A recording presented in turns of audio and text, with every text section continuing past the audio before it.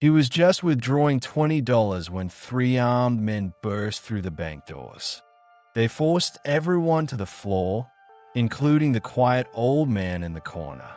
But when the lead gunman saw the tattoo on his wrist during the robbery, everything changed. Because it wasn't just any ink. It belonged to someone the criminal underworld had been told to never cross. This is the kind of story they don't teach in history books. Before we dive into this tale of hidden heroes and forgotten legends, tell me in the comments, from which city you watching today? And if you believe these untold stories deserve to be heard, hit that subscribe button.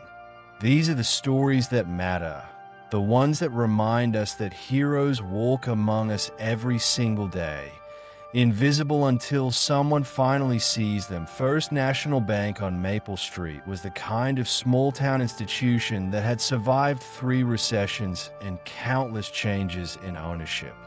Marble floors worn smooth by decades of foot traffic, tall windows that let in afternoon light, and teller windows that still use pneumatic tubes for drive-through customers at 2:47 p.m. on a Tuesday.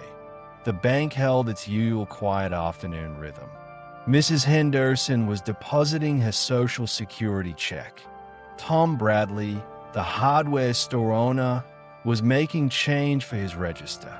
A young mother was opening a savings account for her newborn daughter, and in the corner, at the customer service desk, sat Walter Kane. Kane was 71 years old, though his posture suggested someone who had learned to ignore the complaints of aging joints. He wore dark slacks, a gray sweater over a white collared shirt, and glasses that had seen better decades. His hair was silver white, cut short and neat, and his hand showed the calluses of someone who had worked with tools, weapons, and decisions that carried life or death consequences. He was there for a simple transaction. $20 from his checking account. Enough for groceries and gas until his pension check arrived on Friday. Nothing complicated. Nothing that should have taken more than 5 minutes. The customer service representative, a young woman named Lisa, was processing his withdrawal when the front doors exploded inward. 3 men in dark clothing and ski masks rushed in, moving with a kind of coordination that suggested this wasn't their first bank job. The leader carried a sawed-off shotgun. The second man held a pistol. The third positioned himself by the door, watching for police response. Everyone on the floor. Now, the leader shouted. Hands where we can see them. The bank erupted into chaos. Mrs. Henderson screamed and dropped a purse. Tom Bradley instinctively moved to shield the young mother and her baby. Lisa ducked behind a desk, hands shaking as she reached for the silent alarm. Kane didn't scream, didn't panic, didn't try to be a hero. He simply assessed the situation in the space of 2 heartbeats, concluded that compliance was the safest option for the civilians around him, and lowered himself to the marble floor with careful, deliberate movements. The lead gunman swept the room with his weapon, counting hostages, checking corners. 12 people, he called to his partners. Keep them quiet while I handle the vault. The second gunman moved among the hostages, checking pockets for phones, ensuring no one was secretly calling for help. When he reached Kane, he noticed the old man's calm breathing, the way his hands were positioned flat against the floor rather than clenched in fear. "You okay, Grandpa?" the gunman asked, not entirely without sympathy. Kane nodded once. "Fine, son." The robbery proceeded according to their plan. The leader forced the bank manager to open the vault while his partners maintained control of the hostages. No one resisted. No one tried to be a hero. Everyone stayed low, stayed quiet, and prayed for it to be over quickly. That IT should have been a clean job. In and out in under 4 minutes. long before police response could coordinate an effective intervention. But plans change when variables reveal themselves 0.3 minutes into the robbery. As the leader emerged from the vault with 2 bags of cash, Kane shifted position slightly. The movement was necessary.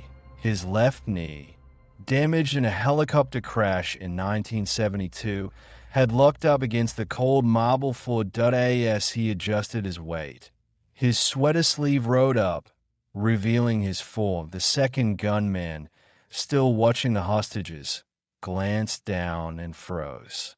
There, on Kane's wrist, was a tattoo that made his blood run cold. It wasn't elaborate. It wasn't colorful. It was simple black ink, faded with age but still clearly visible. A skull wearing a green beret, crossed knives beneath it, and numbers that carried weight in certain circles. Delta Force, 1970 to 1976. Who days wins? The gunman had grown up in neighborhoods where stories were passed down through generations. Stories about men who operated in shadows, who ended problems that governments couldn't solve officially, who made people disappear without trials or appeals. His grandfather had been a small-time criminal in the 1980s. Nothing violent, mostly theft and fraud. But he told his grandson about certain men who were never to be crossed, never to be threatened, never to be touched.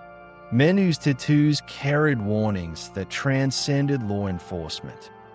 Delta operators, his grandfather had whispered during one late-night conversation. They don't arrest you. They don't read your rights. They solve problems permanently. Standing over Kane, the second gunman felt his hands begin to shake. This wasn't just any elderly hostage. This was someone from a world where violence was a tool, not a threat. Where problems were eliminated, not negotiated with. The gunman's breathing became shallow. He tapped his leader on the shoulder, nodding toward Kane. The leader glanced down, saw the tattoo, and his confident demeanor cracked instantly. Delta Force operators were ghosts.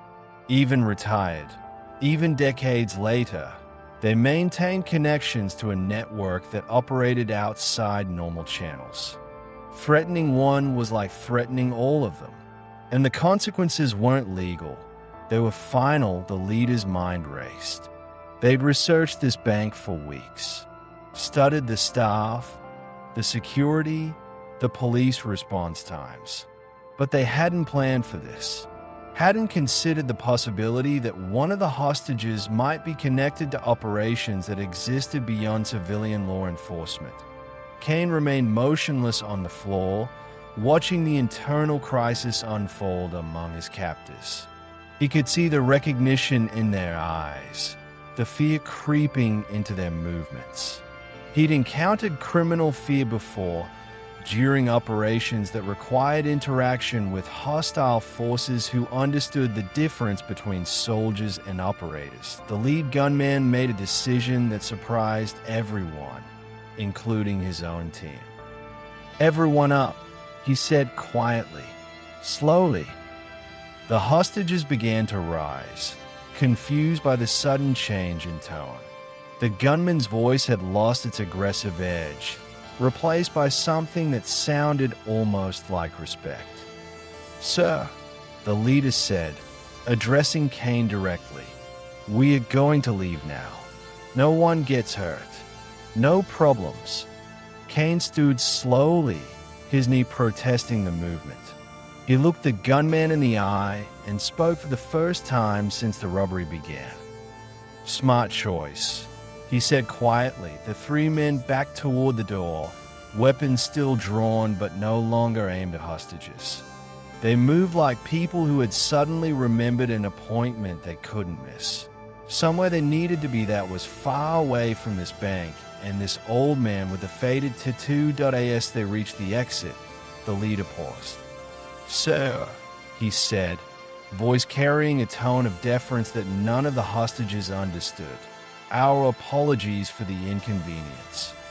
Then they were gone, disappearing into the afternoon, sun like shadows fleeing daylight. The bank remained silent for several long moments. Mrs. Henderson was crying quietly. Tom Bradley was checking on the young mother and her baby. Lisa was reaching for the phone to call police, but everyone was staring at Kane, trying to understand what had just happened. Why armed robbers had suddenly become apologetic and respectful to a 71-year-old man in a gray sweater. Kane calmly walked back to the customer service desk, where his withdrawal slip still lay unfinished. "Lisa," he said gently, "could we complete that $20 transaction?" She nodded numbly, processed his withdrawal with shaking hands, and counted out the bills. As she handed him the money, she noticed the tattoo was now visible on his forearm. "Mr. Kane," she whispered, "what just happened?" Kane folded the $20 bill carefully and tucked it into his wallet. "Sometimes," he said quietly, "reputation travels faster than introduction." He walked toward the door, then paused and turned back to address the room. "Folks," he said, his voice carrying the calm authority of someone accustomed to being heard the first time, "you might want to wait a few minutes before leaving. Give those boys time to get wherever they're going." Mrs. Henderson found her voice. "Who are you?" Kane considered the question for a moment. "Today, I'm just a man trying to withdraw $20. Tomorrow, I'll be the same thing."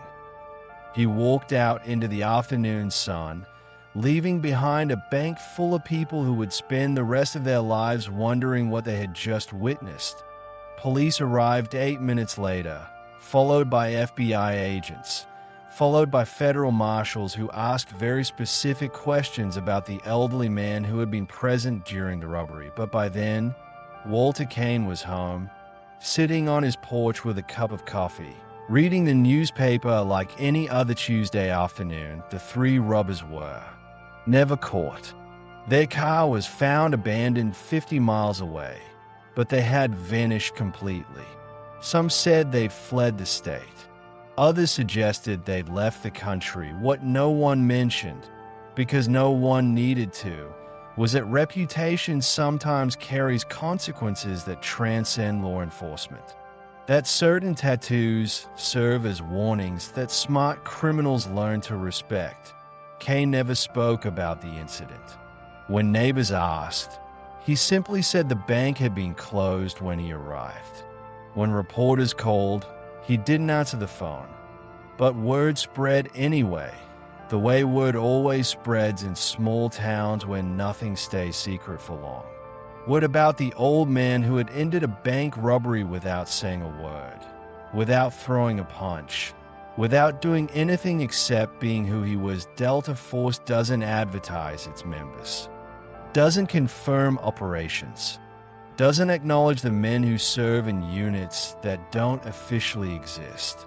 But sometimes, 40 years after retirement, a tattoo serves as a reminder that some people earn the right to be left alone. Kane continued his routine. Grocery shopping on Mondays, bank visits on Tuesdays, coffee with a newspaper every morning. The only difference was that people noticed him now, not with curiosity, but with respect, because sometimes the most powerful weapon isn't what you carry. It's who you used to be, and the reputation that follows you long after you've laid down your arms. The $20 withdrawal that should have taken 5 minutes had lasted less than 4. And in those 4 minutes, 12 hostages had learned that heroes don't always reveal themselves with action. Sometimes they reveal themselves with presence, with history written in ink, with a quiet confidence of men who have nothing left to prove to anyone. Have you ever witnessed someone whose past spoke louder than their words? Someone whose reputation preceded them in ways that defied explanation? Someone who solved problems simply by being present? Share their story in the comments below. Tell us what city you're watching from. Because some stories remind us that strength isn't always visible, and that the most powerful people are often the ones who never need to demonstrate their power. Thank you for watching. If this story moved you, subscribe and help us honor the quiet strength of those who served in silence. We'll see you in the next one. And remember, the next time you're in a bank, a store, or any public place, look around. Pay attention. You might be standing next to someone whose tattoo tells a story that even criminals respect.